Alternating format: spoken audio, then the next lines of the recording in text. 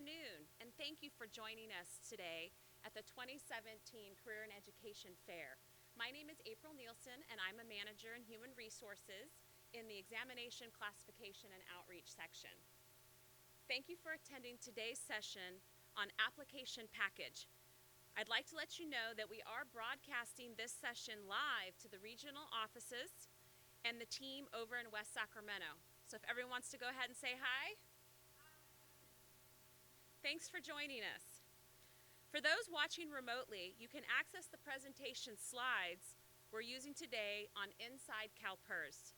Go to Jobs and Training, and then click on the 2017 Career and Education Fair in the Career Planning Tools. From that page, look under the related links on the right side, and you'll be able to open up a PDF of the presentation. If you're here in the room, you can also access this information after the session to remind you of all the great things we talked about. This session today will consist of a presentation by Paul Cobb, Human Resources Analyst in the Human Resources Division. And we'll conclude with a panel discussion of question and answers with June Ramos from the Health Policy Research Division and Dirk Benson from the Technology Infrastructure Services Division. So thank you to our panel members for joining us today. During our session, we ask that you please hold your questions until the panel Q&A session. At that time, please raise your hand to ask a question. When a room monitor comes to you, they will hand you the microphone to speak into. If you prefer, you can also write your question on the card, and it will either be brought to the front to be read aloud or be read to answer the question with the panel members. A big thank you to our room monitors today who will be helping us out, Sherilyn, Scott, and Karen. Now that we have that out of the way, let's get started. Some of the information in the presentation may be specific to the hiring process here at CalPERS. Each department has their own hiring process, so check with your department. Wouldn't it be beneficial to know what hiring managers do and do not when it comes to applying to vacancies? How about those required documents that are in the job bulletin? Do you actually have to submit all of them? You'll find the answers to these questions and also learn what actually happens to your application package once you've submitted it online or via mail.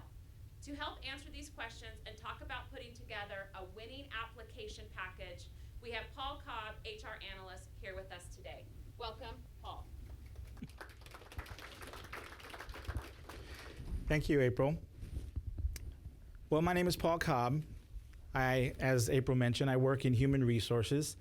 I have experience of 21 years here in state service, and within those 21 years, I've touched on several different areas. I've touched on HR, administration, supervision, customer service, most importantly. Today, I'm talking about my 8 years experience here at CalPERS in recruitment as it relates to the various HR areas, but specifically for this presentation, it's providing you some tips on producing a winning job application package when you apply for jobs here at CalPERS. So today's topics and the objectives are going to be providing you a better understanding of CalPERS hiring process, putting together a winning application package. What does that mean? That means the documents that are typically required or requested through the job bulletin, the details involved in producing those documents and attaching them, and any other documents that are requested through that process. We'll talk about the importance of the classification specifications, oftentimes known or referred to as class specs. We'll also be providing you some advice from an HR professional. I assume that's me. And we'll have a question and answer session for you to pose your questions for our panel members, again, as mentioned, June Ramos and Dirk Benson. So with that said, we'll go ahead and move on. And we'll say, have you ever asked yourself what happens after you've submitted an application? We call it a package, but really it's an application. Well, for that, let's get a better understanding of the CalPERS hiring process. So basically what you do is you apply for the job. Human Resources releases the applications after the final filing date to the hiring managers. The hiring managers will receive the applications, they'll review them, they'll apply screening criteria that they have developed in an effort to tailor the screening process and ensure that they extract the candidates that have the qualifications and experience that they're targeting for this job. Once they go through that process, they forward those applications to HR. And what HR does is we do a preliminary eligibility check. And what that entails basically is that we ensure on a cursory level, based on the documents that you've submitted with your application, that you meet, you have eligibility to be considered for this position. By that, that means having list eligibility or transfer eligibility if you're a state employee and you're coming from a different class, and any reinstatement rights. It's all done on a cursory level based on what you've submitted with your application. From there, we forward those results over to the manager, who then at that point decides which of those candidates they really want to consider for an interview. HR after that will receive notification after interviews are completed, and the manager will then produce a list of 1 or 2 candidates that they really are interested in considering for this position. Now, they give us 1 or 2 because sometimes through this final eligibility check, which is what we do with the last 2 or the last candidates after interviews, we'll find out that either there's some information missing or they, for one reason or another, didn't have the requirements necessary to be eligible for hire. So they'll oftentimes provide us a second candidate. Let's talk a little bit about this process here in detail. So what is it going to take to really wow a hiring manager once you submit the application? Well, for one, we want to make sure that we pay attention to the job bulletin. The job bulletin is the thing that's advertised out there on CalPERS. It's advertising the job. It talks about what the job entails. It has a duty statement attached to it so that you can be clear and you have a good understanding about what the job is going to entail. It also talks about any additional documents that the manager might be considering or is requesting of you in order to better assess your experience and or your skill sets. So those are all going to be identified on the job bulletin. There's also the state application. The state application is important, and it's important in the sense that there's information on the state application that oftentimes is looked over, mostly because some of us get into the habit of just applying for jobs that we're interested in rather quickly. And so because it's electronic, for those of you that choose electronic applications, it's really, really easy. CalPERS has done an amazing job at being at the forefront of technology, and they're really at the forefront of accepting electronic applications to make it easier for you. But sometimes that can work against you when you make it too easy. So we have a button that allows you to apply very quickly and your application is submitted. But if you don't take the time to put some details into that state application, like the correct job number that you're applying for, or addressing any specific details that's been requested on the job bulletin, then oftentimes it's not such a good look, right? A resume. A resume is important and is part of a winning package because sometimes it just presents a good reflection of yourself. Sometimes, and actually most often, resumes are not required for job applications or for any job vacancies, but it's a very good practice to put that along with any applications that you're submitting, because if you don't submit a resume and impress that manager by what you put in that resume, somebody else is going to provide a resume, and it's going to blow them away because they took some time to put that together. So they're not required, but it's best practice to submit one. Then there's cover letters. Cover letters, just like resumes, are not often required, but it is an important piece that's going to help you stand out. Cover letters, should be brief, but cover letters serve the purpose, again, to give a good impression initially for these managers. They're going to see that you took the time to create a cover letter. It's kind of an introduction so that the managers kind of get a real quick feel for your skill sets that you should be highlighting briefly, not more than a page, most of the time no more than 3 paragraphs. And they specifically kind of mention that you're interested in the position and what you've identified through the job posting and what the job entails, the job match that you have, the experience that you have that matches that. So a cover letter is a good thing to add for those of you really looking to submit a winning application. How many of you know what a statement of qualifications is? Okay, very good. Most of you are CalPERS employees because we use that quite often. So statement of qualifications, oftentimes referred to here as an SOQ, is another important part to submitting a winning application. The reason for that is, well, first of all, let me explain for those of you that didn't raise your hands about a statement of qualifications. A statement of qualifications is a narrative document, typically written in a Word format, that summarizes your experience, specifically addressing the questions that the manager has asked for you to address. Managers will use statement of qualifications oftentimes to screen out applicants. Some jobs you may know or may not know. Some jobs receive hundreds of applicants simply because the class is a very popular one. Things like office technician, staff services analyst, AGPA, and several manager positions.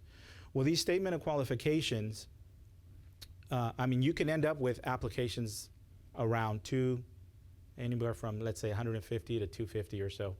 That's a lot of applications to look through. So managers will use a statement of qualifications as a tool to help slim down the pool of candidates that they'll be looking through based on the fact that, A, were they following instructions? Did they pay attention to the job bulletin? Because in the job bulletin, it says that you have to submit a statement of qualifications. And also, the way that you wrote your statement of qualifications is important. So the manager has a statement of qualifications within the job bulletin. Oftentimes, it's either a link or it's actually within the job bulletin advertisement. If it's a link, typically it'll open up and you have a document and it'll give specific instructions. And those instructions come along the lines of, please prepare a statement of qualifications for a hiring manager's review, addressing the following questions, 1, 2, 3, 4. It'll also give additional instructions like, your statement of qualifications shouldn't be any longer than 2 pages. Please use font no less than 11-point font. Sometimes they'll even address what specific font to use. These things are there not just to trick. They're not to trick you, not just to trick. They're not really tricking you. They're there to see how you pay attention because the level of the job probably entails attention to detail. It's going to be an important piece. So this is your first screening, if you will. So for that reason, statement of qualifications are important, and it is going to be part of a winning package. So you have to make sure you read and pay attention to those. Supplemental questions, similar to statement of qualifications, is a little bit different, but still a screening tool. Oftentimes it can be a link as well within the job bulletin. And these are more specific questions that they're asking for you to answer, not in a narrative form typically, but mostly multiple choice, or sometimes they'll ask how much experience you have doing this particular thing, and they'll say, 1 to 2 years, 2 to 3 years, 3 to 8 years, or whatnot. That is also another screening tool, kind of to tailor down and slim down their large applicant pool. So we've said a job bulletin, a state application, a resume, a cover letter. Look for statement of qualifications, supplemental questions, and lastly, did you follow the instructions? Did you follow the instructions? Did you follow the instructions? That was a little fun there. It's important to follow the instructions on the job bulletin. Here we have an example of a job bulletin that you would typically see for an advertised position. The arrow is pointing to the area under special requirements. In this area, it's pointing to the statement of qualifications specifically. Within that statement underneath the statement of qualifications, it will tell you whether or not a statement of qualifications is required or may be considered. And that means that if you submit an application without one, it's up to the manager to decide whether or not they want to consider you. But if they say that it's required and applications submitted will not be considered, that's pretty definite, right? So if you don't pay attention to that and you don't submit one and you haven't taken the time to really look through the job bulletin, automatically you're not even going to be looked at if they have that. There's a link right next to that. The end, I think it's the last statement there. It says to view the SOQ, which is the acronym for Statement of Qualifications, click here. Sometimes it doesn't necessarily have an underline, but it does say click here, so you want to click right on that, and the document will come up and it'll provide you some details.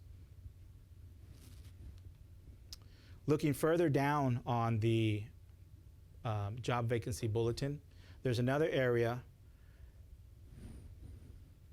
application instructions. This is another area where they talk about how to apply for the job.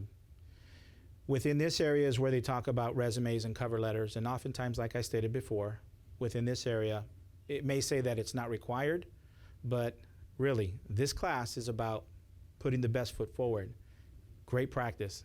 Get in the habit of submitting a cover letter and a resume. But if there were any additional requirements, it would be listed here on how to apply with anything additional. So, class specs. I mentioned that earlier. It's one of the things that we were going to be talking about. Class specs, class specifications. What are they? How many of you know what they are? Raise your hand. Okay, good. That's good. You guys are CalPERS trained. So what are they? Where do you locate them? Do you meet the minimum qualifications? And the direct correlation between state applications and class specifications. So let's talk about that. So what are they? Class specs is a document prepared and put together by CalHR, State Personnel Board, and I think some unions.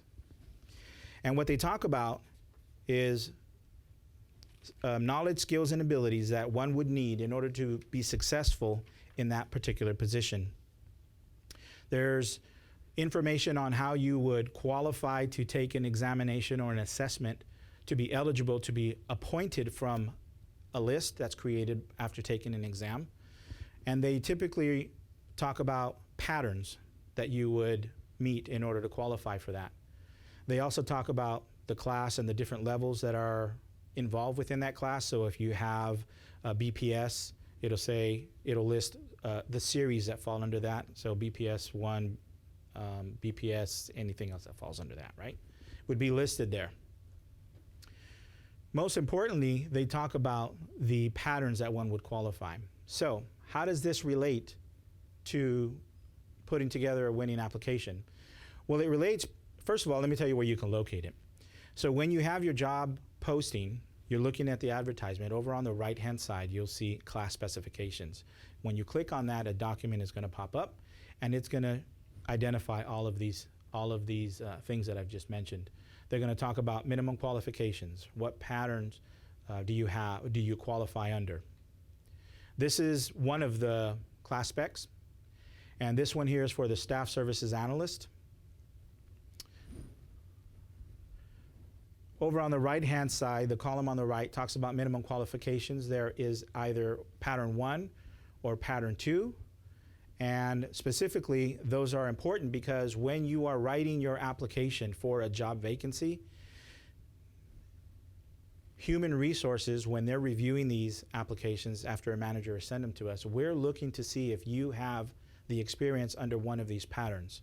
So class specs are important because when you're putting together your application, you want to make sure that your experience section, where you're writing all of your duties that you've done in the past, is identifying that it meets one of these patterns. That's what HR is going to be looking for. The duty statement itself is something that you would use to tailor your application as well to match the job that's being advertised. So there's a balance that has to take place here. From HR's perspective, we're going to be looking at these applications under one of these patterns to make sure that the experience that you have listed on your application falls under any one of these patterns. You're also going to be writing your application towards the duty statement and make sure that you show the hiring manager that you have experience that is a good match. So 2 things to keep in mind, a duty statement and class specs when you're writing your work experience. This is another class specs, and this is for clerical area, office technician or office assistant. There are areas within the job, the class specifications that also speak to special requirements. The arrow is pointing to that, and we'll zoom in on that. It's saying special requirements for an office technician in this case is the ability to type at a speed of not less than 40 words per minute from ordinary manuscript. Basically, what you'll have to provide there is some sort of a typing certificate, okay? If you're applying for other positions, let's say a nurse consultant, you probably requires that you have a registered certificate from Board of Registered Nursing or something like that. So pay attention to the special requirements section of a class specifications. So, you want some helpful advice? Have you ever asked yourself, well, not asked yourself, but have you ever received a letter stating you don't meet the class specifications, and what do? Has anybody ever received a letter similar to that? You've applied for a job, and then you get this letter, and it says you don't meet the minimum qualifications. None of you? Excellent. Did you know what to do? Yes? Good. That's great. So what do? Well, most importantly, you want to make sure that you respond to that letter. That letter is basically notifying you that your application is lacking details that would help human resources determine that you meet the minimum qualifications for that class. So what's important for you to remember is to respond to that letter. And you have 10 days to do so. What happens when you don't respond to that letter? Well, what happens is that we have no other choice. If you've never contacted us, sent an email, forwarded any additional information that might help us make that determination, we have to send the information over to the State Personnel Board, CalHR, and they then remove you from the list that's affording you an opportunity for this job. How that impacts you in the future is that when you apply for another job for that same class, their HR shop is going to also do what we do. They're going to look to see if you're eligible, if you're on a list. They're going to look into the system, and unfortunately, you're going to be removed from that.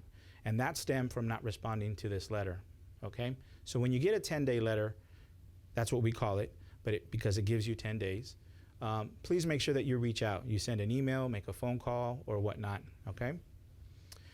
So the advice that I give to you from an HR professional, having conversations with managers, strategizing recruitments, putting together screening criterias, having the applications pass through our desks.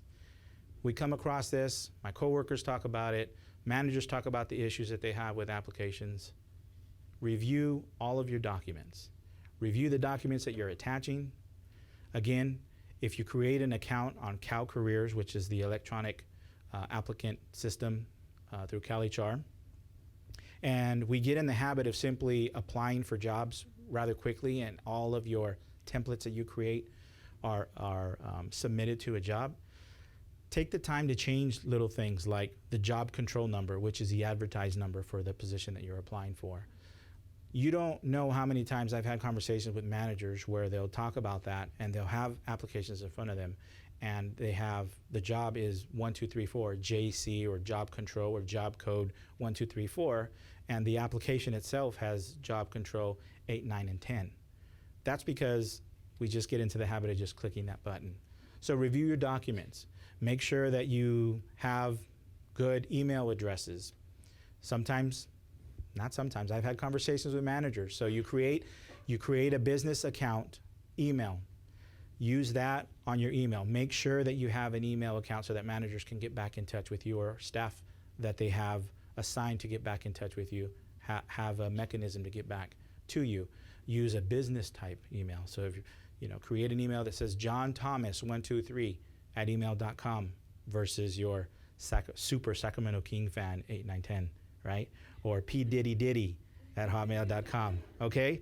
We want to have a business. Again, these things stand out. You may not think it's important, but I am telling you, I'm giving you advice. I have meetings with managers, I have meetings with coworkers, and those things do have an impression, okay? The other thing is make sure that your state application is completed completely. And the reason why that's important, so let's just talk about the area that I'm referring to specifically. You have your experience, and you say that you worked at Intel for 12 years, but you left the area how many hours you worked blank. Or you indicated your duties, you said, see resume. See resume leaves an impression, but it's not a winning impression. The first impression that somebody would get, or a manager has stated that they get, is you're not very interested in this. You didn't take the time to do this. Now, I understand, right? We all do this. We create it. It's on the resume. It's in great detail. Just look there. Nope. State application is an official legal document. So let's make sure that you have your work experience placed there, as well as a resume. The hours are important that you work per week, because in order for HR professionals to do their job and make sure that you meet those patterns under the class specs, it might call for 3 years in a certain subject matter. If you put that you worked at Intel for 3 years, but you didn't say how many hours, then how do we know that you maybe worked 1 hour or 15 hours versus 40? So we have no choice but to give you the very least experience. So now you've worked at Intel for 2 years, but you left it blank. We can't give you credit for that because you didn't identify how many hours. What if you worked 2 hours? There's another one. So if you have 15 hours in one experience area and you say 2 years, then know that you're going to be getting 15 hours worth in 2 years. You don't have the full 2 years of experience in that area. So things like that are important. So pay attention to the details and fill those sections out on your state application. And then, a helpful tip, we've worked really hard here at CalPERS to be at the forefront of technology.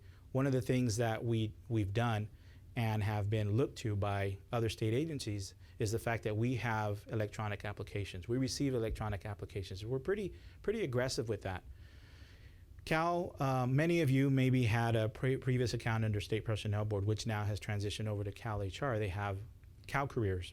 It's the jobs.ca.gov site. Create an electronic account there and opt for electronic notifications within your settings. Let me tell you the benefit of doing that. By creating an account and applying electronically, your application is received quickly and it's moved through the process efficiently. It's very easy to look at. The application comes out, you enter your information, it comes out on a standard 674, very easy to view. In addition to that, any documents that you attach to it is great, quick, and easy. We still accept hard copy applications, but it's manual. It's manual. We have to take it.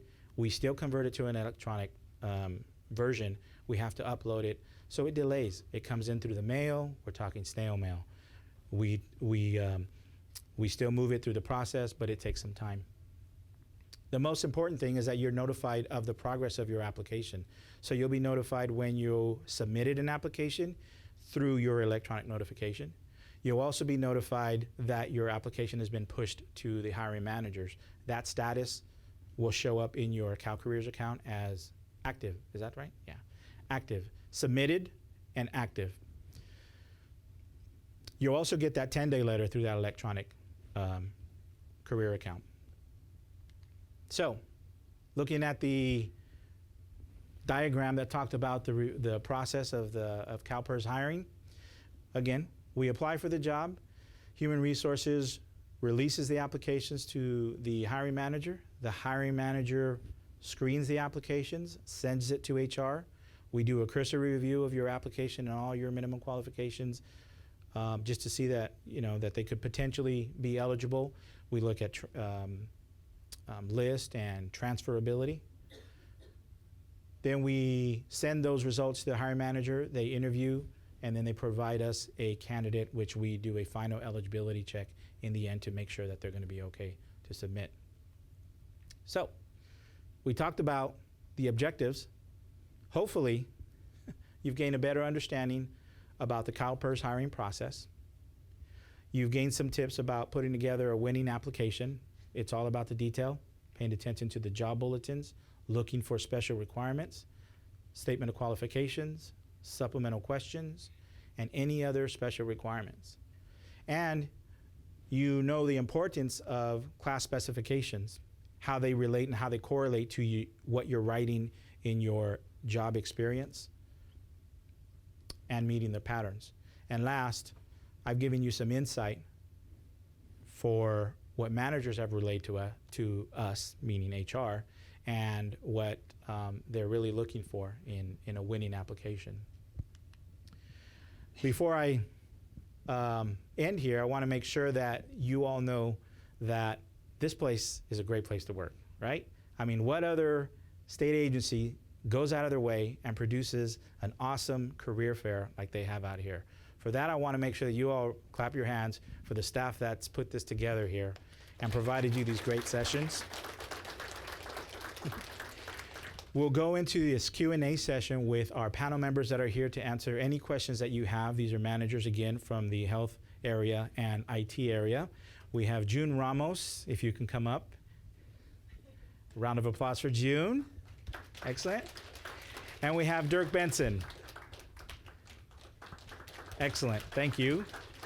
And I'm here also available to answer any questions as it relates to human resources. With that said, we'll go ahead and start off our Q&A session. Again, just a reminder that when you have a question, go ahead and raise your hand and we'll have somebody come out to you with a microphone and we'll start our questions that way. Don't start your question until they get there.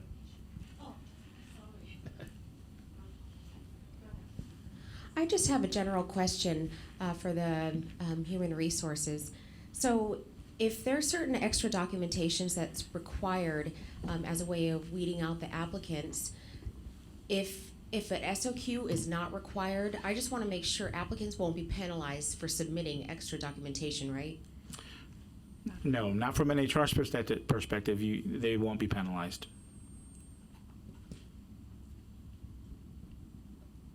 I would also add that from a hiring manager perspective, more information is never going to hurt you.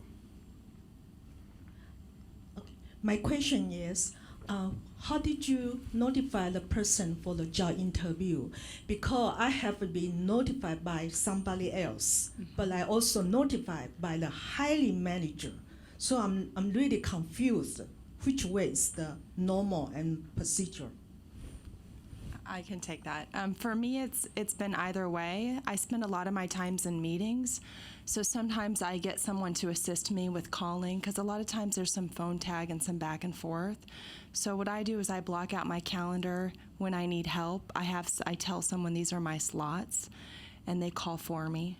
I do like to call myself when I have time. It's a great way to get a first impression of someone. So I don't know that there's one way. I think it's easy for you to assume that the hiring manager could call you or somebody who's helping them out. I think so. You tell me. Yeah. For me, it's just situational how much I have going on. Because according to FORCHAR, the hiring manager will, HR notify the hiring manager. So I was assumed the HR will notify the job interview instead of the hiring manager. No, sometimes it can be somebody that works in my division with me.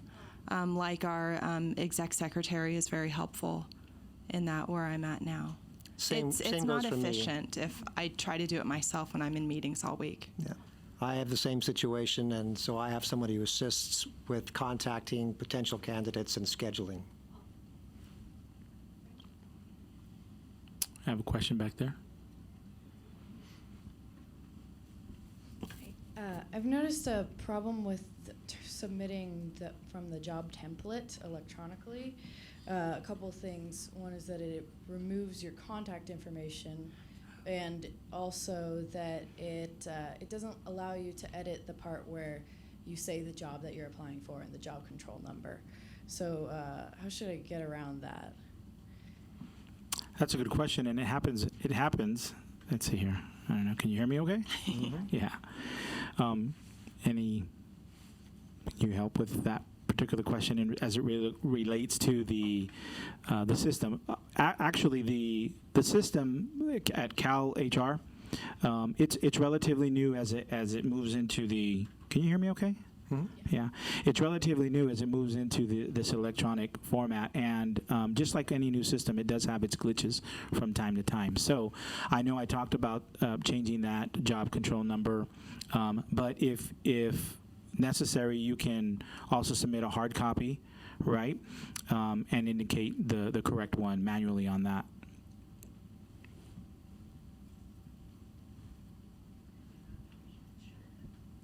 Question over on the right. Oh, okay. I I understand you had a panel interview. So can you tell me which classification had a panel 3, 4? Because I have been interviewed with the 4. I was so surprised. Too many, right? and then tell me how did you make the final decision? Because 4 people had different opinion, everything. So how did you make the final decision? I don't know that I could talk to the number of the panel. I do think carefully about who's on my panel. So I think about a subject matter expert. I think about who's going to be the mentor to this new person joining the team. And I get the same question from folks helping me with panels. And what I tell them, as long as you score consistently among everyone that we're interviewing, I don't have an issue with that. Sometimes some of us are harder scorers than others, but as long as we're consistent with how we score people, I don't know if I can take the part of how many folks are on the panel. I know there's a 3 minimum, and you want a SME from your team. You want somebody that's outside of your reporting structure, that's knowledgeable about the work. So that independent third party, right? So you mean the final decision will be the total score about all the panel attend, no matter 2 people, 3 people, 4 people, right? Right. It is a The total score. summarize the total score, right? Yes. So it's not even the only highly manager Correct. make a solo decision. Correct. This is a collaborative effort through all the panel members and their combined scores. Yep. I think there was a question on this side. Somebody had their hand raised over here. Sorry. Hi there. Hey, Paul, great job on your presentation. Oh, thank you. Really Thank good you. job. I was a little nervous. My question's around the class spec. So do you recommend that from that class spec that we pull info from that and cite that in our communication, whether it be the SOQ and our cover letter? I mean, I wasn't quite clear on what. Yeah, the class specifications are very, very important for the sense of determining and establishing if you have the minimum qualifications asked for that afforded you the opportunity to take that exam. So yes, I would say, I wouldn't say verbatim, but you can't hear me? Can you hear me? Yeah. I wouldn't take those things verbatim, but if it talks about analytical skills, then you want to make sure that you emphasize analytical skill sets in duties that you've performed at a particular job. Yeah, so to answer your question, yes, it's most important to provide some details that are in those sections on the class specs in your job app. Okay. And I gotcha. I just wanted clarity on that. I do have another question, if it's okay. Okay. So on submitting the application, it is a little tricky because you have I have several saved, just as I have Template them, saved, right? Yes. or templates. Yes. So you have to change the job code and whatnot. But I believe it's like in a secondary when you're going to, because it's a PDF. Right. And then sometimes it'll ask for to put your code on the top, but sometimes it's kind of confusing a little bit, the technology aspect of it. I've gone through it, but it's a little confusing, and I think if others don't know that, and then they're not getting calls. It could be problematic. Yeah. So CalHR is aware of it, and the the CalHR system, electronic application tracking system, they're aware of those things. They have several other items that they're addressing. So when something like that can be fixed, that affords a candidate that opportunity to make those changes and make it easier. It's on task. It just maybe isn't there yet. But it's just one of the things that happens. Again, you can also submit an additional attachment along the lines of a PDF version of your state application, just as an additional document with the correct JC number on there. That's just a patch, yeah. Yeah. One of the other things that I wanted to mention that I didn't mention earlier is there are templates that you can have, and so if you have different fields that you're interested in, so maybe you have experience in IT, maybe you have experience in some analytical field, and maybe you have experience in clerical. You can create 3 templates that really address and highlight those skill sets, right? I'd recommend doing something like that so that when you see a job that you feel that you're interested in and it has analytical, foundation, then that's the template that you'll use. Or if they have IT, then you'll use those as well, right? That's okay. That's all right.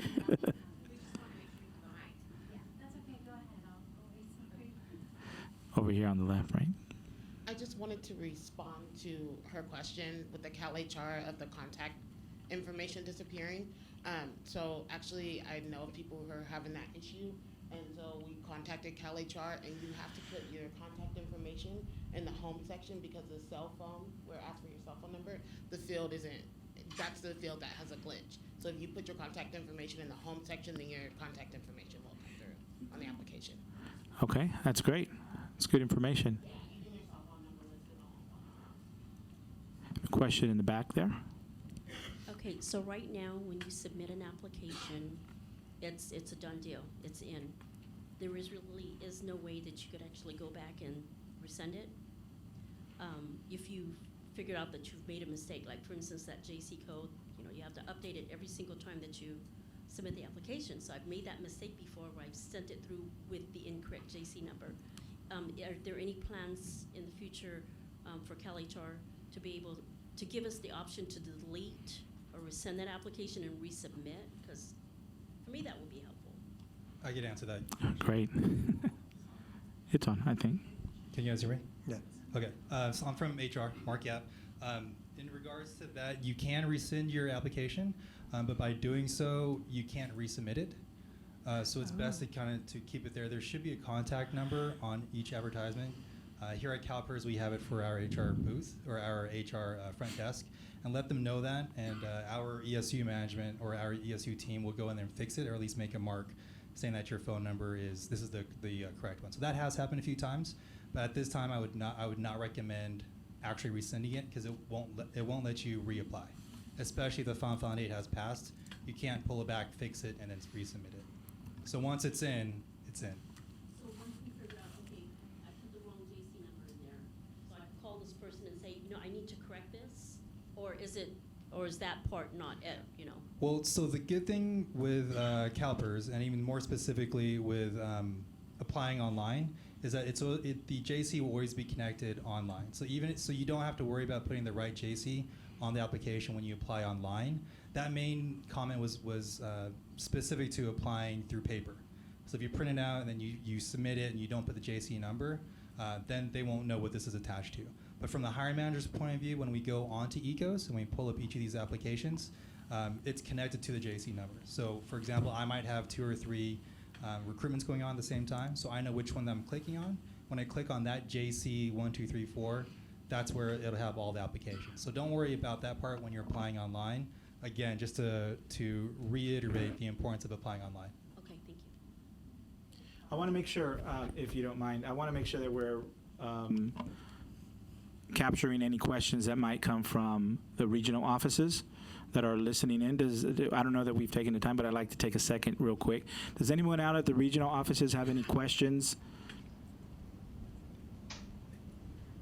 This is not from the regional office. This is actually from the audience member here, but I will ask, what is the general time frame for the hiring process? From the time the job posting closes to the time HR completes final eligibility? On average, how long does that take? I don't know how to answer. Depends on how busy the hiring manager is. Competing priorities. So maybe from the HR side, assuming that the hiring manager is quick, let's say that they receive their applications today, they send it over to HR within 2 days. How long does that typically take on the HR side, assuming that the hiring manager has time? That was from the HR side? From the HR side, yes. Depends on how many people are trying to hire. So would a broad statement be, depending on the classification, how many applications you get, and by the time frame? So essentially for each of the candidates, they should be making it as clear as possible for the HR side that they meet the MQs. Yes. Right, so the longer it takes for you to figure it out, if you are meeting MQs, if it's pattern 1, pattern 2, pattern 3, it'll be easier if it's very clear that, oh, I'm applying for an SSA position, I meet pattern 1, which is I have a degree, here's a copy of my degree. So that would make it quicker. Absolutely. Absolutely. Sorry, there was a question back there.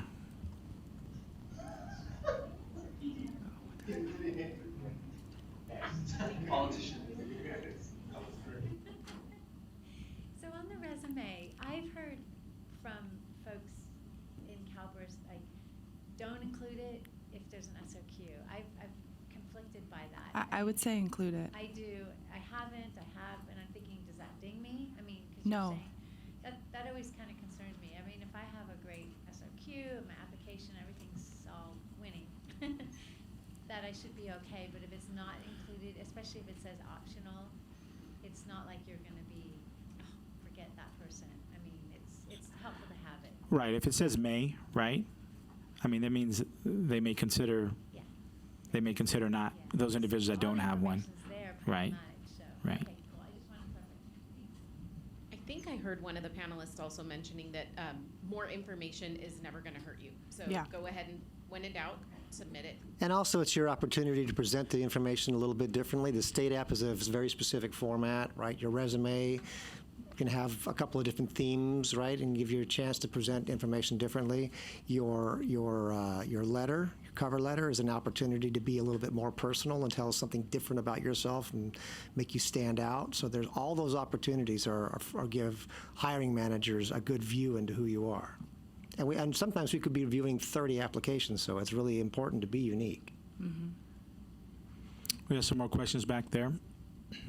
When providing references, how many references should we provide? How many contacts? And what classifications, like current manager, supervisors, or lead analysts, or coworkers?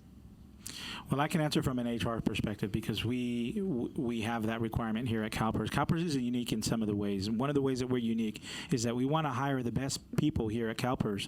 These people are going to help service your family members. So in order to do that, here at CalPERS, we ask that you have references of your most recent supervisors, managers.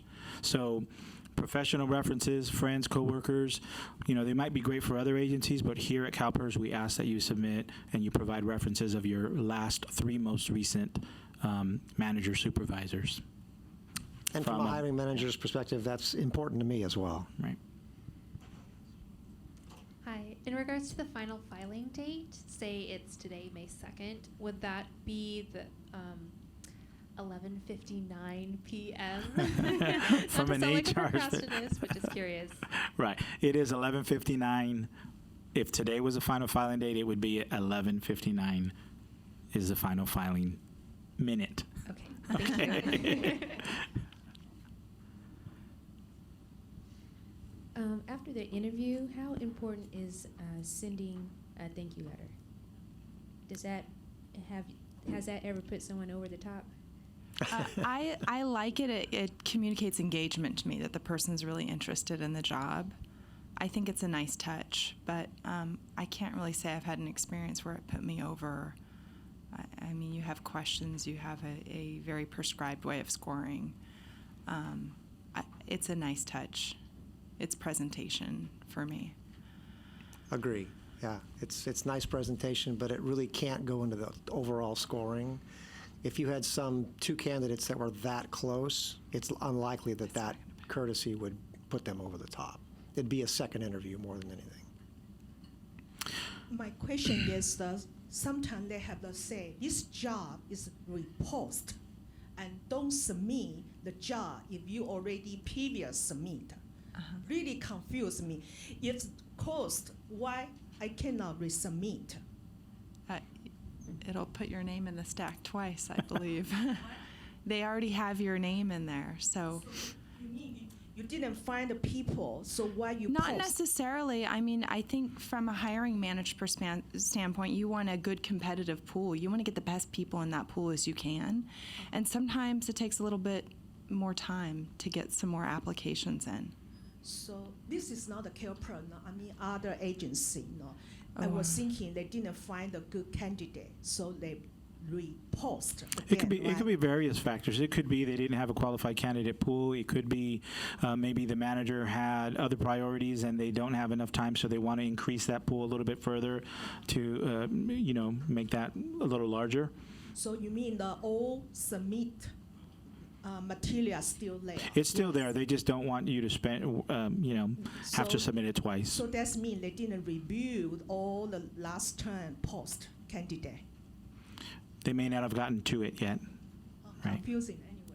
Thank you, Lord. Thank Before you we very move to our much. next question, I do want to make sure that I mention that several of you have questions about statement of qualifications. There is a great breakout session scheduled tomorrow here in the same room from 12 to 1. If you have more questions specifically about statement of qualifications, you're going to have great panel members that are going to be speaking specifically to that if you want more details in regards to statement of qualifications. Okay, if I could just add something too, I'd say that your application is your first impression on a hiring manager.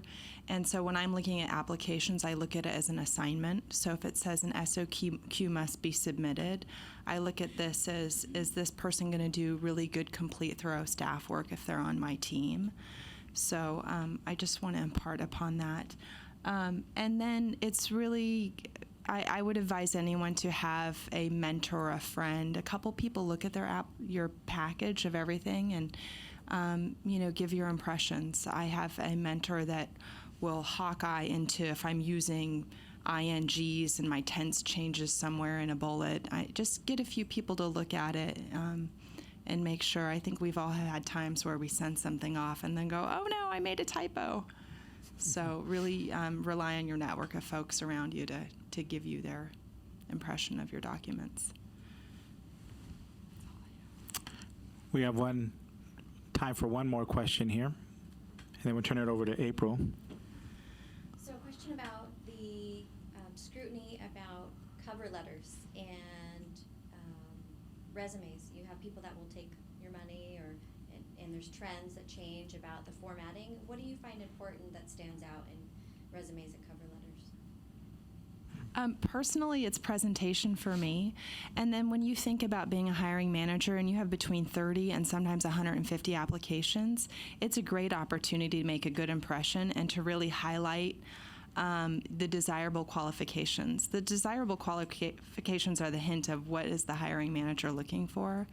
I love bullets. I can look at it and go, ooh, this person is clean and concise. Yes, it makes it really easy for me to screen someone in.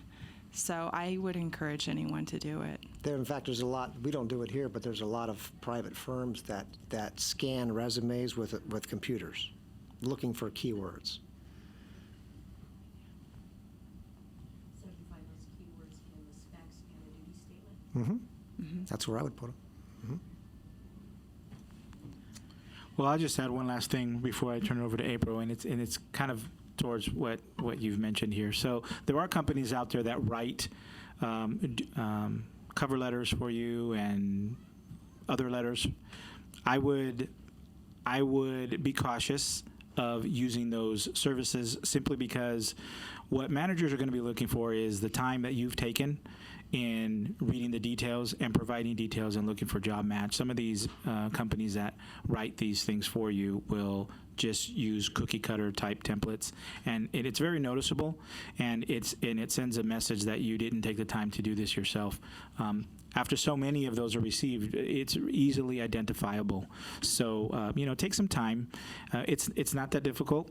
But practice and take the time to do these things on your own. And I think also you want to present in person as well as you did on paper, right? So that needs to be you.